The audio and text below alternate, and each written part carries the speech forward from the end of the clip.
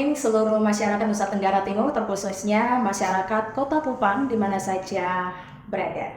Sore hari ini saya sudah hadir di podcast Labu Kuning. Tentunya Anda bersama saya, Delvin Presley.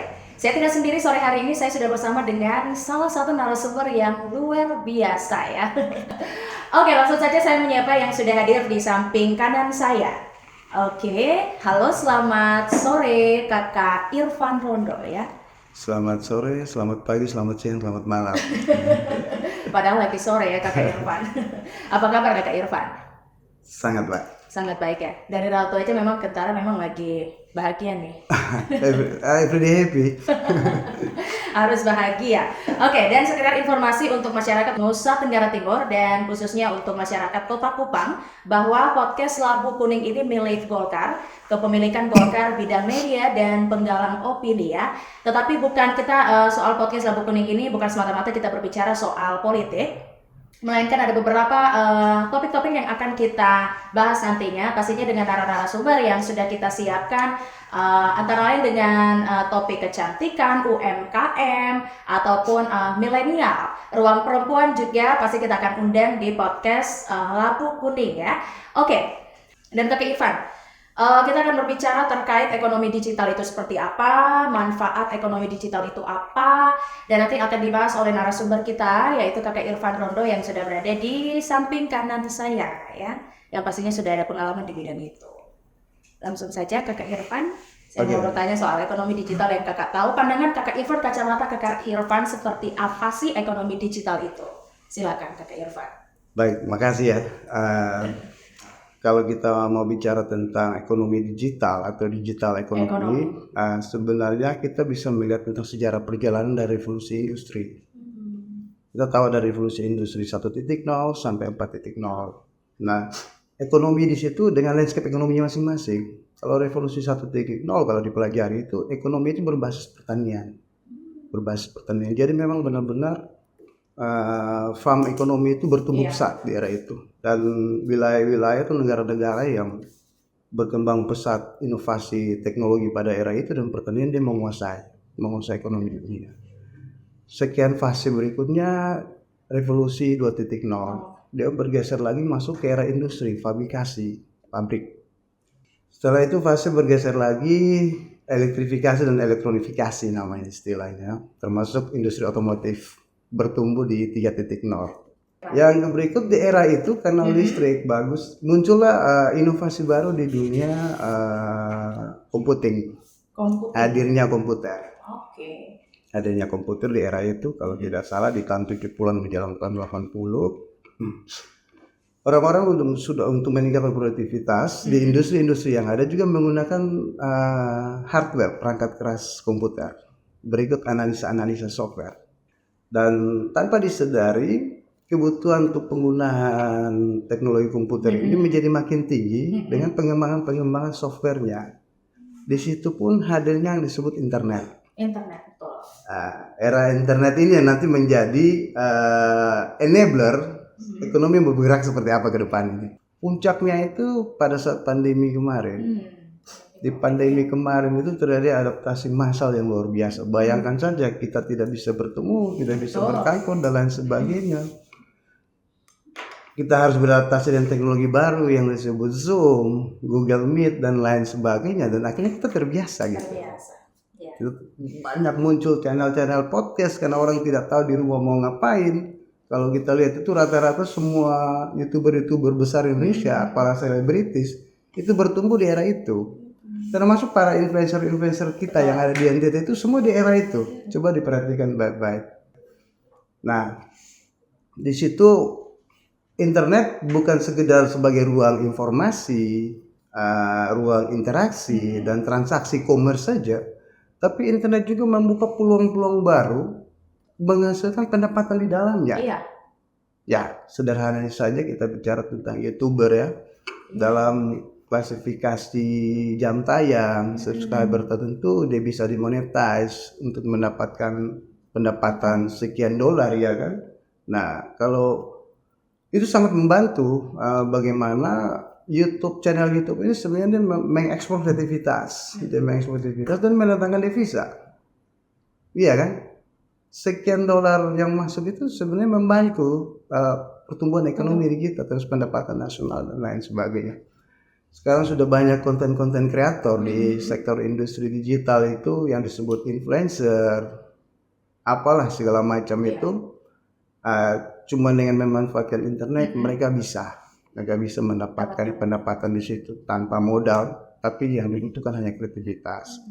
Nah, ternyata begitu dilihat di sini ada dua hal yang ada di dalam yang disebut ekonomi digital, kreativitas dan commerce atau perdagangan tadi. Nah, ini menjadi challenge besar ke depan. Ini menjadi sesuatu yang sebenarnya punya potensi apabila kita benar-benar serius mau melihat ini. Maka di saat kita bicara tentang lapangan pekerjaan, kita bicara tentang bonus demografi, ini bisa menjadi fondasi untuk transformasi ekonomi, bagaimana kita mengangkat daerah ini ke depan. Ini penting sekali. Nah, kembali ke pertanyaan awal tentang ekonomi digital. Sederhana saja sebenarnya, kalau dari cerita kita tadi, kemampuan kita memanfaatkan internet untuk menghasilkan sesuatu, mengefisiensi sesuatu, mengefektivitaskan sesuatu sebenarnya. Intinya ada pendapatan secara ekonomi di situ. Cuan istilahnya cuan. Nah, gitu. Tapi memang butuh kreativitas. Nah, bagaimana memanfaatkan teknologi dengan kreativitas itu yang dihasilkan itu yang namanya inovasi. Kurang lebih mungkin begitu. Menarik. Panjang ya? Panjang. sorry. Kayaknya lebih dari 10 menit ini. Oke, Kakak Irfan, kita lanjut ke pertanyaan yang kedua ya. Pertanyaan yang kedua, Kakak Irfan, saya sudah siapkan terkait dengan zaman yang semakin modern ya.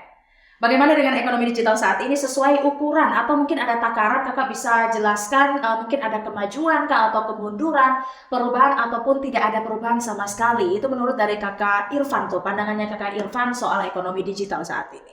Oke, ini menarik. Ini cerita kita berlanjut lagi. Oke, silakan. Kalau kita lihat pertumbuhannya sangat pesat sekali. Kalau kita bicara data ya, dari Hotsuite itu kalau kita lihat data pengguna internet kita hari ini ya, pengguna internet kita itu melebihi jumlah penduduk Indonesia, terutama yang menggunakan gadget smartphone. Yang kedua, rata-rata setiap hari itu orang mengkonsumsi internet itu sedikitnya 5-9 jam. 5-9 jam. Yang ini kenaikannya signifikan sekali setelah pandemi kemarin. Dari pandemi kemarin itu jumlah pengguna internet Indonesia itu masih di angka di bawah 80 juta. Tapi hari ini sudah di angka di atas 200 juta, bayangkan sekali. Nanti kita lihat segmen-segmen Asia, sehingga ada hubungannya dengan bagaimana ekonomi digital ke depan. Yang berikut, dalam satu hari itu orang mengakses internet itu lewat gadget, laptop maupun PC komputernya itu 5-9 jam. Itu yang paling banyak itu yang pertama itu hiburan, yang kedua edukasi, yang ketiga melakukan belanja, jualan, transaksi online. Check out. Iya. Yang lain cuma lihat-lihat saja, dia scroll, apalagi TikTok kan gitu. Nah, kurang lebih seperti itu perilaku. Ini 2023 ya. 2024 saya yakin makin. Apalagi kemarin ada pemilu, pilpres dan lain sebagainya, konsentrasi orang makin tinggi di situ. Nah, dari sekian banyak orang mengkonsumsi internet saja, kalau kita bicara ekonomi di dalamnya, industrinya, penyedia jaringan saja itu sudah mendapatkan pendapatan yang luar biasa. Kita lihat itu dulu. Bagaimana Telkomsel, para penyedia internet service provider, itu sih paket data tuh kan. Sudah berapa banyak orang yang dia hidupkan ya gitu ya. Dari menjualan pulsa, yang menjual smartphone. Coba kita lihat. Semakin ke sini sejak pandemi itu toko-toko smartphone makin menjamur tuh di Kupang. Iya kan? Bukan cuma makin sedikit tapi makin banyak. Itu hal sederhana kita lihat bahwa ternyata pertumbuhan pengguna internet ini besar. Dari berapa hal tadi, mencari hiburan, edukasi, informasi, termasuk peluang-peluang ekonomi di dalamnya. Yang berikut kita lihat ya, sejak pandemi kemarin bagaimana kita bisa bangkit dan pemulihan ekonomi itu ya Go digital menjadi sebuah kekuatan baru yang memang digerakkan pemerintah untuk berkolaborasi. Nah, kita lihat ekonomi kita itu, penjumlah ekonomi kita terbesar itu di sektor UKM.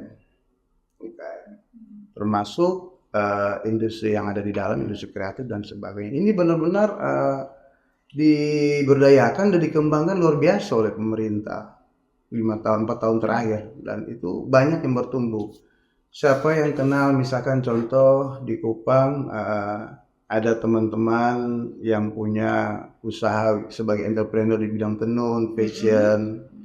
Ya kita tahu yang bisa lakukan itu cuma ketua Dekranasda atau seorang fashion designer dari Jakarta, tapi teman-teman kita di Kupang sudah banyak sekali, dan itu sudah menjadi lifestyle, sudah menjadi budaya pop yang ada di kita gitu. Dan banyak sekali teman-teman kita yang hari ini mereka sebagai influencer dan segala macam. Nah itu relevansi di kondisi sekarang tuh seperti itu. Dan buat saya ini perjalanan baru awal. Karena di balik itu saya lanjut lagi, kita ada di fase yang namanya perubahan teknologi internet Web3. Tadi kan sudah bicara Web 1, Web 2, ini Web 3. Iya. Nah Web3 ini bukan sekedar pemanfaatan tadi teknologi internet, bukan sekedar untuk transaksi saja, tapi dia menciptakan peluang ekonomi baru, aset digital. Ada aset digital. Kalau kita cari di Google, di YouTube sudah banyak informasi tentang teknologi blockchain. Ada yang namanya NFT, non-fungible token. Jadi kita punya karya yang bersifat fisik, tapi karya itu dibuat dalam bentuk desain 3D, bisa kita jual juga di dalam teknologi Web3 ini. Dan transaksinya juga besar sekali. Nah itu yang kita kenal hari ini juga salah satunya disebut kripto, misalkan cryptocurrency. Itu ruang investasi. Karena anak-anak teman-teman milenial ini bicara tentang finansial, keuangan, ekonomi, mereka bicara tentang investasi pastinya. Mereka tidak bicara tentang berdagang dan lain sebagainya, tapi pola pikir mereka itu ada di situ. Dia memanfaatkan teknologi digital. Nah, ini akan mendisrupsi ruang internet yang baru. Pemerintah juga bahkan sampai semua negara di pertemuan G20 juga sudah menyepakati itu. Dalam regulasi kita di Indonesia, oleh Bank Indonesia sudah meluncing yang namanya digital rupiah. Ini masih diprakondisikan saja. Kapan timingnya kita akan bermigrasi ke cashless, 100% cashless, meninggalkan uang tunai penyebab inflasi, dan kita melakukan itu. Kenapa sadar hari ini kemana-mana kita sudah begitu mudah. Coba cek di saku, masih ada ke uang kertas, QRIS, e-banking dan lain-lain. Ya, hari ini kalau masih mau bayar cash kan kita lihat juga lucu juga nih orang hari ini masih seperti itu kan. Nah khususnya anak-anak muda ya. Nah ini perilaku yang berubah pasca pandemi dan makin growth-nya pemanfaatan dunia teknologi di situ. Hari ini industri game juga bertumbuh besar, industri hiburan, konser musik dan lain segala macam itu semua memanfaatkan teknologi. Dan teknologi ini buat saya internet ini inklusif karena di mana ada internet, di mana ada smartphone, siapapun di daerah itu dia bisa asal dia punya literasi. Dia punya skill, dia bisa memanfaatkan tuh potensi ekonomi. Paling kurang informasi itu bisa menumbuhkan ekonomi. Contoh kita bicara petani di kampung ya. Ya, ada lahan yang kosong, dia lihat di YouTube ada petani yang berhasil tanam cabai misalkan di daerah lain, dia lihat, wah dia punya potensi yang sama. Dia belajar saja di situ dan dia berhasil. Saya lihat data BPS itu kurang lebih kita ada hampir 50.000 petani milenial di NTT, persensus pertanian 2023. Yang hasil survei dari BPS itu betul-betul mereka memanfaatkan teknologi internet. Paling kurang informasi dan edukasi di situ. Bayangkan. Nah, itu internet itu sesederhana itu. Belum bicara tentang sesuatu yang terlalu canggih, belum sampai perangkat-perangkatnya. Tapi apa yang sudah ada di situ itu bisa dimanfaatkan untuk bagaimana bisa memperoleh sebuah pendapatan ekonomi. Nah, kembali ke pertanyaan tadi bahwa saya mau bilang bahwa ini keniscayaan. Kita tidak bisa mundur ke belakang atau tidak bisa kita bicara bahwa ini tidak. Ini sesuatu yang berbeda. Ini akan bertumbuh terus karena jauh sebelum pandemi tadi saya cerita sejarah dia sudah bertumbuh terus nih. Makanya yang paling penting perlu diproteksi adalah anak-anak muda kita, bonus demografi ini bonus demografi. Saya bicara NTT saja lah. Milenial kita ada 1,9 juta hari ini. Saya melihat data 2030 yang dikatakan puncak demografi, jumlahnya akan mencapai 2,4 juta.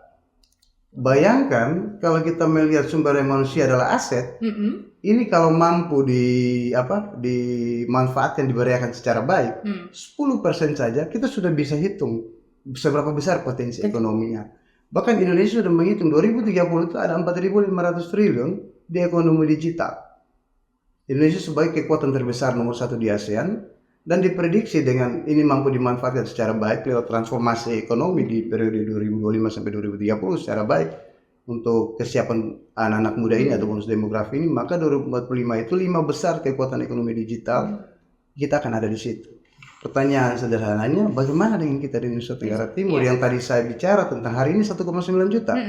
Apakah kita cuma sebagai objek politik ataukah kita masih asik dengan dunia kita sendiri? Nah, ini yang menjadi PR besar. Dan saya pikir kalau bicara ini potensi tidak cukup waktunya gitu. Mudah-mudahan besok kita bicara lebih konkret lagi sih sebenarnya. Kita lebih membangun literasi dulu. Nah, kita punya banyak handicap tantangan di situ yang ini nanti sebentar baru kita diskusikan lagi. Memang menarik sih ya, Kakak Irfan ini memang hari ini kita banyak dapat ilmu soal digital, ekonomi digital. Bukan ilmu, insight. Oke, Kakak Irfan, masih ada 2 pertanyaan lagi ya. Ini pertanyaan yang ketiga, kita berbicara soal tantangan dalam ekonomi digital terkait infrastruktur dan kesiapan SDM di Nusa Tenggara Timur itu seperti apa? Silakan, Kakak Irfan. Oke. Kita bicara tantangan, kalau bicara teknologi ini dia sebuah sistem di satu dunia ya. Apalagi kita bicara infrastruktur. Nah, tantangan terbesarnya hari ini adalah dunia tentang perlindungan data, cyber security. Itu dulu. Kita lihat kita baru mengalami persoalan besar ya. Bagaimana terjadi penjebolan data. Nah, bukan baru kemarin ya. Sebenarnya kalau mau dilihat lebih detail itu hampir setiap hari itu selalu ada. Di sistem ini yang memang perlu diperbaiki secara baik, dan tentunya memperbaiki sebuah sistem tentang sebuah networking jaringan internet yang berdampak kepada ekonomi dan lain sebagainya itu butuh kebijakan. Nah, kalau saya lihat kebijakan kita secara nasional itu sudah sangat oke, undang-undang ITE, cuman mungkin dalam pola implementasinya saja. Nah, dalam tatanan implementasi ini kita berhadapan dengan sumber daya manusia tadi. Nah, ini sesuatu yang baru dalam kurang lebih 5-10 tahun. Dia berubah-ubah terus.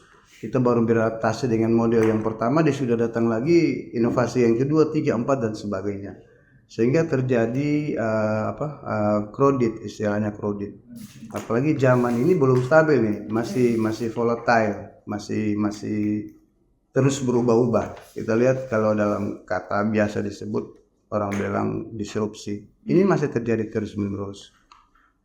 Disrupsi demi disrupsi, setiap disrupsi pasti dia merubah, terutama perilaku manusia hari ini. Nah, tantangan kita kalau di NTT bagaimana melihat ekonomi digital sebagai sebuah potensi. Saya bilang ini bukan potensi, ini super potensi. Karena kalau kita bicara dari satu sektor saja, pariwisata ya. Dari sektor pariwisata, orang tahu destinasi sederhana ya, orang tahu destinasi kita itu dari mana coba? Ya dari internet. Sudah tidak bicara dari TV dan lain sebagainya. Kalaupun dari film itu bagian daripada industri kreatif, konten. Dan itu pun terdistribusi di platform digital. Nah, semuanya dari ruang digital, internet tadi. Nah, sebenarnya hal-hal seperti ini bisa dimanfaatkan oleh anak muda kita yang tinggal di daerah-daerah yang punya destinasi-destinasi ini. Jangan kita menonton saja orang datang berkunjung. Pernahkah kita bertanya wisatawan itu, Bapak datang di sini emang tahu dari mana tempat saya? Kita tidak pernah bertanya. Ya, ini catatan kritis juga buat mungkin sebagai di dunia di ruang regulasi ya. Kita punya banyak teman-teman yang setiap hari memposting sesuatu gitu. Bayangkan nggak? Saya membayangkan dalam satu hari aja 1 juta tadi, 1,9 juta tadi. Satu hari kita bicara misalkan tentang Labuan Bajo. Wah, itu bukan viral, itu super viral sebenarnya gitu. Tapi sistemnya dibangun seperti apa? Itu butuh kreativitas yang tinggi. Dan sebenarnya bisa. Kalau mau bersama-sama untuk bagaimana memanfaatkan internet dan memperkenalkan. Itu baru bicara memperkenalkan. Tapi pada saat kita mampu menceritakan tentang destinasi kita dan orang tertarik di ruang digital, misalkan di Facebook, di IG dan sosmed saja, ini saya ngomong sederhana saja dulu ya, ini bisa dimanfaatkan. Kita juga bisa berperan sebagai guide otomatis ya, kita bisa ya 3 hari 2 malam di belakang rumah saya ada air terjun yang indah, ini ada kebun, nanti kita bisa panen bersama. Di situ mama saya buat tenun ikat, kita bisa lihat, bisa bawa jadi oleh-oleh, makanan khas kita seperti ini. Yang begitu-begitu membuat orang lebih engage hari ini. Karena itu natural dibanding gambar-gambar yang ada di ruang digital saja gitu. Karena cara mempromosikan kita hari ini itu harus lebih bersifat storytelling, video. Itu lebih berpengaruh, lebih mempengaruhi orang untuk mendatang. Karena itu sangat natural dan organik. Nah itu contoh, itu salah satu, banyak sekali sebenarnya. Kalau kita bicara pariwisata, bicara di sektor masih menantangkan wisatawan ya. Kalau saya melihat sih di industrinya itu para travel agent dan lain-lain belum maksimal memanfaatkan ini. Ini belum. Sebenarnya ini harus bisa dimanfaatkan sebaik mungkin dengan pendekatan kemasan konten hari ini gitu. Tentunya pola storytelling tadi, video vlog dan lain sebagainya. Terus bagaimana wisatawan itu juga bisa ikut mempromosikan, itu sebenarnya bisa dilakukan, itu bisa menjadi sebuah konsep ekonomi berkelanjutan. Nah kalau kita bicara tentang sektor lainnya, bicara ekonomi kreatifnya termasuk industri kreatifnya, kita bicara tentang UKM. Saya belum melihat kita punya satu platform digital khusus e-commerce mungkin yang khusus memang betul-betul mempersiapkan produk-produk UKM kita yang sudah terkurasi baik dan sustainable untuk diproduksi dalam kapasitas produksinya. Terus bagaimana dia menjangkau ruang yang lebih luas secara global sehingga ada transaksi. Mungkin ada ya, mungkin saya tidak deteksi ya, tapi saya lihat secara kemauan yang lebih besar, satu sistem dibangun untuk menggerakkan orang-orang yang punya kapasitas produksi, punya produk untuk mau ada di situ. Saya lihat memang ada di Bank Indonesia sangat kurang lebih 5 tahun terakhir kalau saya pantau sangat konsisten di situ. Bagaimana UKM itu mereka diberdayakan dari awal, dibangun kapasitasnya, produknya dimunculkan, terus dikurasi, terus dia onboarding di platform-platform besar yang ada di Tokopedia, Shopee, Bukalapak dan sebagainya. Oke lah, sudah ada platform global yang mengkoneksi. Tapi kenapa anak-anak kita ini tidak bisa menciptakan platform sendiri? Permasalahan internet saya pikir bukan masalah. Kita tidak bisa bicara keseluruhan, tapi contoh di Kota Kupang. Nah kalau kita bicara penetrasi internet di NTT ini 72%, walaupun konsentrasinya masih di kota. Dan faktanya memang masih 50% desa ini belum memiliki internet. Tapi kalau kita lihat yang keberadaan Starlink hari ini, sebenarnya siapapun, dimanapun, sudah bisa memanfaatkan dan dia inklusif dengan internet. Sehingga PR terbesar di situ adalah literasi. Tantangan dan ini solusi juga literasi. Ini penting. Literasi itu betul-betul harus masif, terorganisir secara baik. Tapi kembali kepada kebijakan. Pemerintah punya peran besar di sini secara politik. Ini mau dalam pandangan mereka, persepsi mereka, ekonomi digital di NTT ini seperti apa dan mau seperti apa.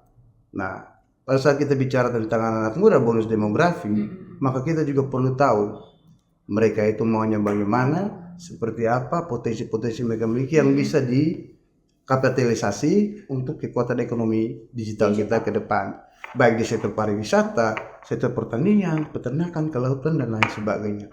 Ini super potensi buat saya. Ini super potensi. Tinggal bagaimana kita memulainya.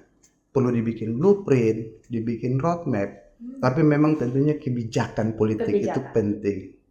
Nah mudah-mudahan ya saya agak lari keluar jalur sedikit tidak apa ya.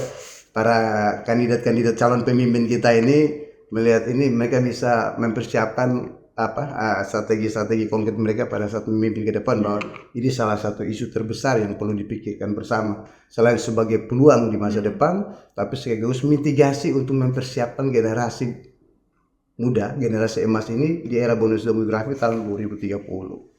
Sebenarnya itu sih tantangannya bisa diselesaikan secara bersama-sama untuk kolaborasi. Oke, memang cuan memulainya dari ini, cuan. Kakak Irfan, banyak sekali ilmu yang kita dapat dari ini ya, luar biasa. Dan memang tak terasa ya, kita bahas soal ekonomi digital memang tidak pas untuk kita bahas di waktu yang 30 menit saja, Kakak Irfan. Oke, kita sudah sampai di closing statement. Kakak Irfan, pertanyaan terakhir ya. Ini closing statement dari Kakak Irfan.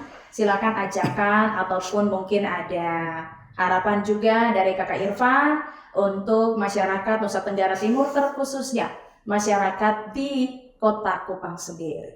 Silakan Kakak Irfan. Oke. Pesan saya pertama buat adik-adik, teman-teman milenial, teman-teman Gen Z tetap on the track. kalian sudah di jalan yang benar. Perkuat literasi, lakukan zaman, karena setiap zaman itu, setiap orang ada zamannya, tapi ingat bahwa setiap zaman juga butuh orangnya. Kita bicara tentang 2030 puncak bonus demografi, kita bicara tentang 2045 adalah Indonesia emas, itu ada di tangan teman-teman, milenial dan silenial. Dan yang berikut, saya berharap juga para pemimpin kita dalam tataran kebijakan politik, mungkin bapak-bapak, mama-mama, kakak-kakak yang sementara bertarung untuk kebaikan kepentingan kita ke depan ini bisa membangun sebuah strategi yang konkret bagaimana mempersiapkan transformasi ekonomi dengan melihat peluang dari bonus demografi yang saya bilang tadi 1,9 juta anak-anak muda NTT ke depan, mereka menjadi kekuatan ekonomi dan kekuatan perubahan-perubahan yang ada di Nusa Tenggara Timur. Mungkin itu sih. Itu saja. Ya. Oke, menarik Dan ya. sukses buat Labu Kuning. Oke, dukung terus ya. Pasti. Support. Pasti. Dan saya mendoakan kita bisa kolaborasi nanti. Amin ya. Amin, mudah-mudahan. Oke, Kakak Irfan, kita sudah di penghujung acara, tetapi sebelum saya akhiri podcast Labu Kuning ya, sore hari ini saya baca sedikit profil dari Kakak Irfan Rondo. Karena mungkin banyak yang penasaran ya soal Kakak Irfan Rondo ini siapa sih? Jangan terlalu juga. Oke, data pribadi Kakak Irfan, ini nama panjangnya Kakak Ivan Raymond Rondo ya. Tempat tanggal lahir Kupang, 24 Mei 1980. Wow. Dari pendidikannya, dari tahun 2000 sampai 2007, sarjana sosial politik, Fakultas Ilmu Sosial Ilmu Politik, Universitas Nusa Cendana Kupang, NTT. Luar biasa dong ini, alumni Undana loh. Kuliahnya 7 tahun tuh. Oke, ini dilanjutkan lagi tahun 2011 hingga 2014, Magister Ilmu Komunikasi. Kita satu jurusan nih, tapi saya masih sarjana S1. Siap. Nanti perlu banyak belajar ya dari Kakak Irfan. Oke, ini Magister Ilmu Komunikasi Universitas Trisakti Jakarta. Luar biasa ya Kakak Irfan. Terima kasih ya sudah hadir di sini. Kakak Irfan sudah berbagi banyak ilmu soal ekonomi digital ataupun digital ekonomi.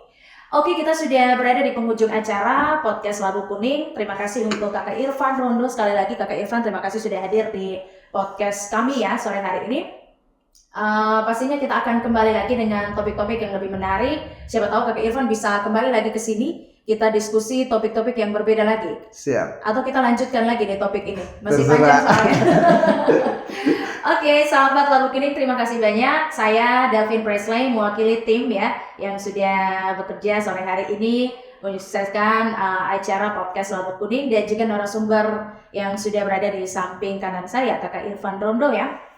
Terima kasih. Saya Delvin Presley pamit undur diri dan juga Kakak Ivan Rondo. Sampai jumpa lagi dan salam podcast Labu Kuning. Bye bye.